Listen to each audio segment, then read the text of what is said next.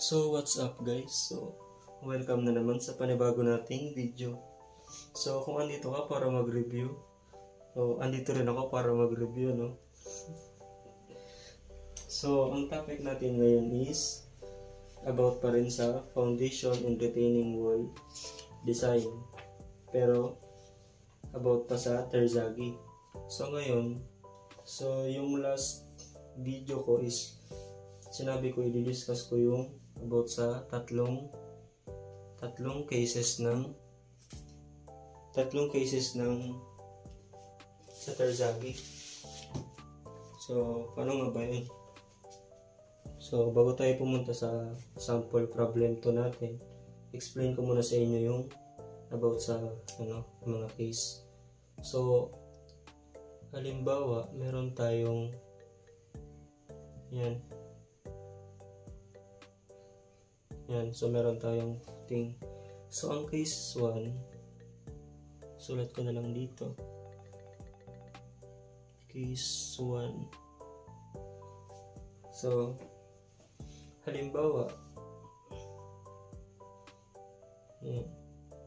So halimbawa, ang tanong is merong water table below the ground.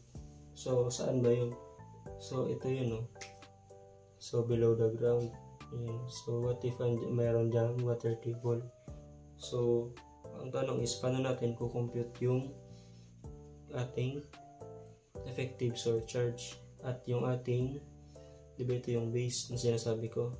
Yan. So ang ating gamma B. Yan. So paano natin i-compute yan? So ganito lang yan.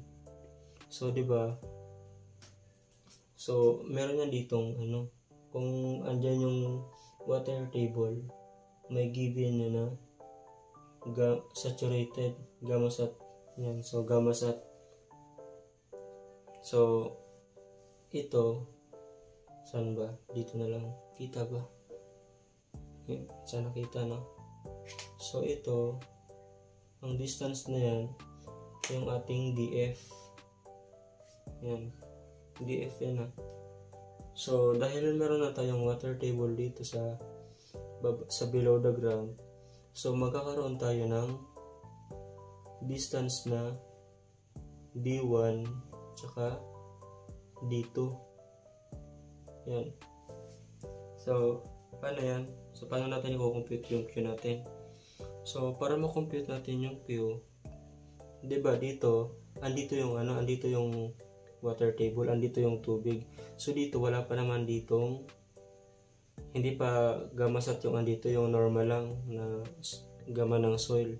So ang magiging formula natin is gamma ng soil times yung distance na D1 plus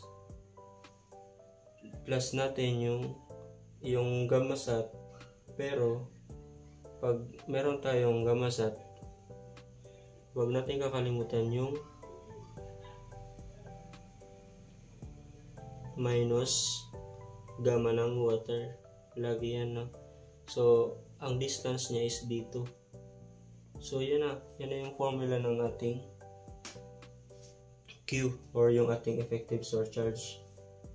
So paano naman yung yung gamma B? So ito, yung gamma B natin is same lang, no? Same lang kasi dito sa baba is wala naman ditong tubig. So yung andito lang is yung normal soil lang. So ang magiging formula lang natin dyan is same lang na gamma B.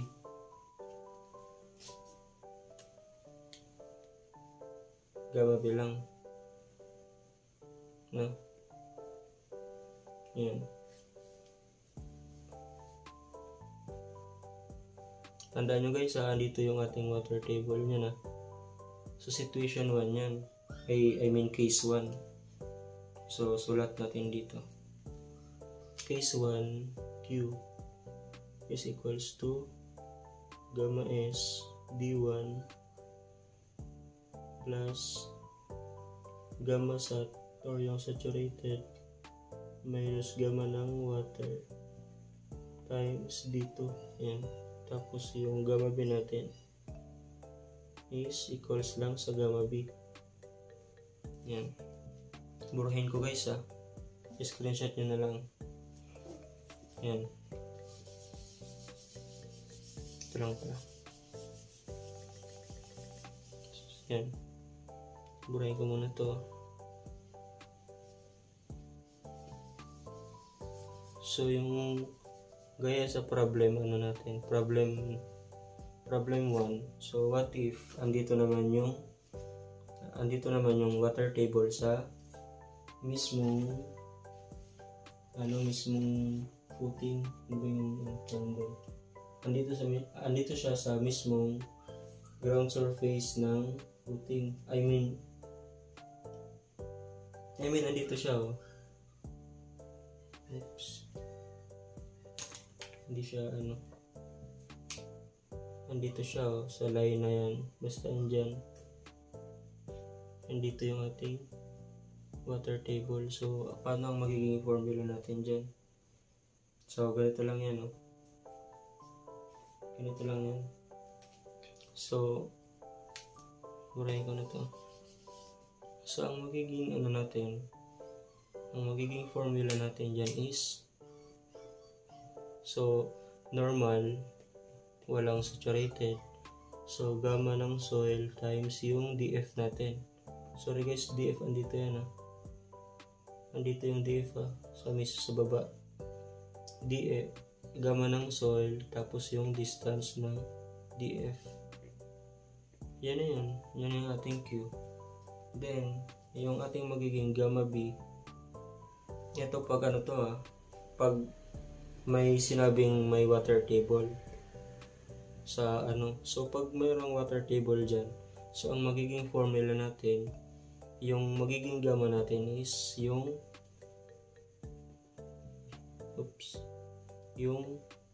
gamma sat.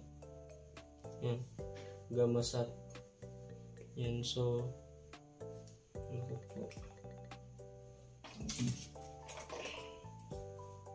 yan, so gamma sat minus, always minus guys yung gamma ng water times yung distance, di ba? B yan, ito yung B natin. So times lang natin sa B. Yan. So paano kung case to siya, di ba? Case to siya. Paano kung walang given water table? So pag walang given na water table, so ito magiging 0 na to. Ang gagamitin natin dito is yung normal na gamma ng soil. So magiging formula niya is magiging gamma bilang pag walang given na water table or yung saturated. So ang magiging formula is,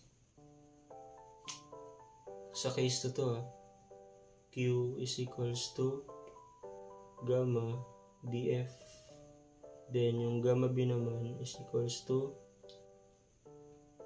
gamma sat minus gamma ng water times yung distance na B. Yan, so yan lang.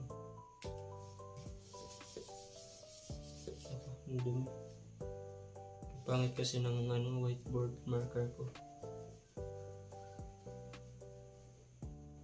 Yan. So case 3, case 2, case 3. So paano naman kung ang water table natin is nasa ilalim? So halimbawa andito yung water table natin. Yan. So paano yan? Yan. So pag andyan yung water table natin, ang magiging Q natin, dito ko na isulat guys So red ko na. Yan. Ang magiging Q natin dito is equals to normal concrete RCD, normal soil, so walang saturated, so yung gamma lang, gamma times yung distance DF. Yan, so yan lang yung ating Q. Same lang sa case 2. Dito tayo magkakaiba sa gamma B. Yan, gamma B. Ito yan, no? Yung gamma B, magkakaroon tayo ng distance dito. Tinatawag ko to na D, maliit na D. Yan, so ito, project lang yan. Kunyari, andyan yan. Yan, ito maliit na D, tapos ito ginagawa ko malaking D. Or kung ayaw nyo naman, B minus D para makuha mo yung distance na to. Ito, makukuha mo to na distance na to pag meron ditong water table. Ito, given to kung ilang distance yung water table from the ground surface. So, distance nito minus mo lang yung DF, makukuha mo yung D.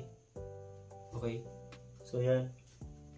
So, ang magiging formula natin para makuha natin yung gamma B is ito, di ba andito yung water table? So, andito yung ating gamma sat. So, andito yung ating gamma sat sa baba, di ba? So, ito, normal pa to. Hindi pa siya saturated. So, gamma, naku po.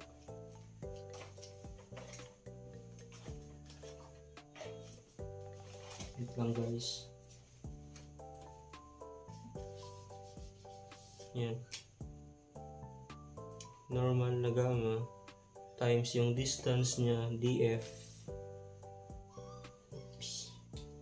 Ano ko po?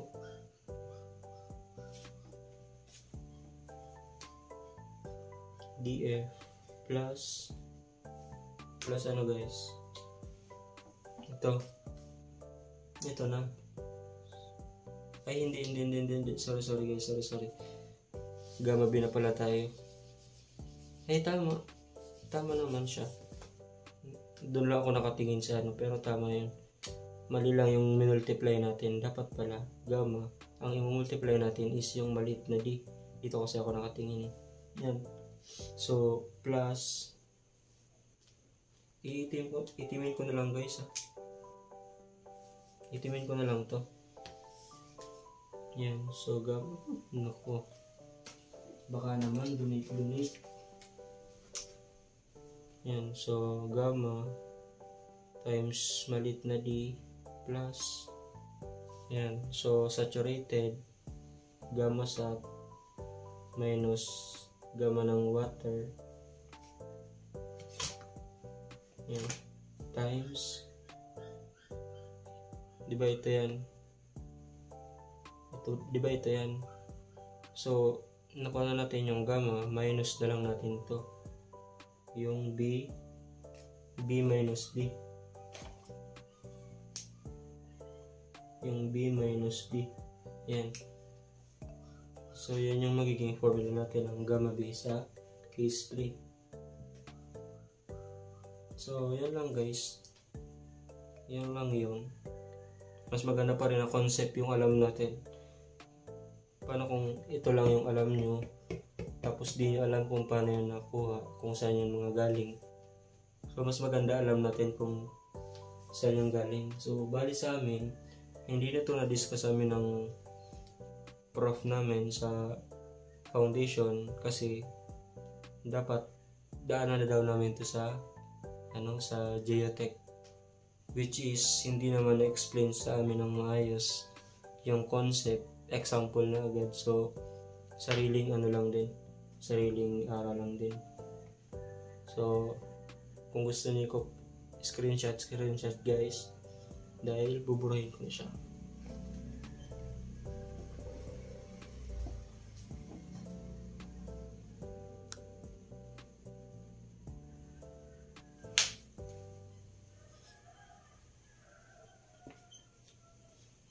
Mukhang mahaba na yung oras guys. Siguro separate ko na lang yung problem number 2. Next video ko na lang siya. So, yun lang guys. So, kung may tanong kayo or merong hindi malinaw sa mga sinasabi ko or kung walang sense, charot. So, kung may tanong kayo guys or kung may suggestion kayo, comment lang kayo sa baba. So, usap-usap lang tayo, share knowledge. Mas magandang sinishare yung knowledge guys kasi mas natatandaan natin. So, yun lang. So, next video na lang ako magsasample problem number 2. So, samahan niyo ulit ako mag-review. Next review. So, yun lang guys. Salamat.